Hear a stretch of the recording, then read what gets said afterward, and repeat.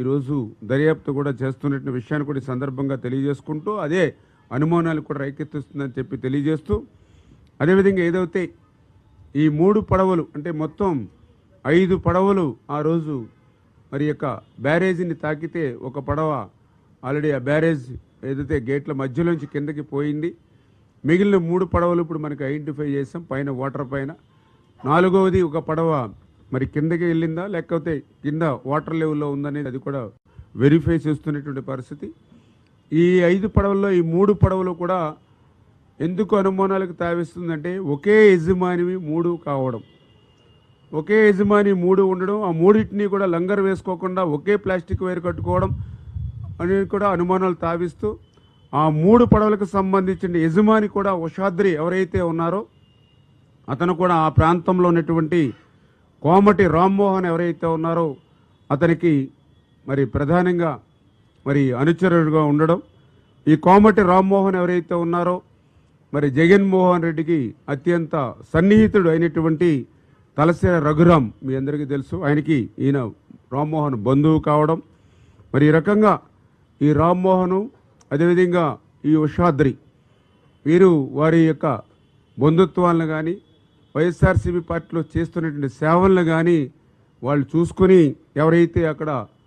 Ex MP Nandigam Suresh గారు ఎవరైతే ఉన్నారో మరి వారి కన్నుసన్నల్లో ఆ రోజు పెద్ద ఎత్తున ఏదైతే నది పరివాహక ప్రాంతంలో నదిలో అక్రమంగా, ఎందుకంటే డ్రెడ్జింగ్ చేసి ఇసుక తీయడం ఏదైతే నిషేధం ఉన్నప్పటికీ కూడా ఆ రోజునటువంటి ఈ యొక్క వైఎస్ఆర్సీపీ ప్రభుత్వం యొక్క అండదండలతో ఏదైతే ఇప్పుడు కొట్టుకొచ్చినటువంటి పడవల ద్వారానే ఆ రోజు అక్రమంగా డ్రెడ్జింగ్ చేసి ఇసుకను లూటీ చేసినటువంటి పరిస్థితి ఉందని, ఇప్పుడు ఆ పడవలకు కూడా ఏదైతే బోట్స్ కూడా ఆ వైఎస్ఆర్సీపీ కలర్ కూడా ఉండడం, ఆ రోజు ఏదైతే అక్రమ ఇసుక రవాణాకు కానీ డ్రెడ్జింగ్ చేసేటప్పుడు అధికారులకి, ఎందుకంటే ఇది అధికార పార్టీ వైఎస్ఆర్సీపీ పార్టీ అనేటువంటి విధంగా ఆ కలర్స్ను కూడా దానికి మ్యాచింగ్గా వేసుకున్నట్టుగా ఉన్నటువంటి పరిస్థితులు కానీ కూడా కనిపిస్తున్నటువంటి స్థితి. మరి ఈ రకంగా ఏవైతే 1 by 1 ఒక్కొక్కటి కూడా మరి 1 to 1 ఏదైతే ఆ వైఎస్ఆర్సీపీకి బాంధవ్యంగా ఉండడంతో దీని వెనకాల ఏదైనా కుట్ర ఉంది అనేటువంటిది ఆలోచన ఈవేళ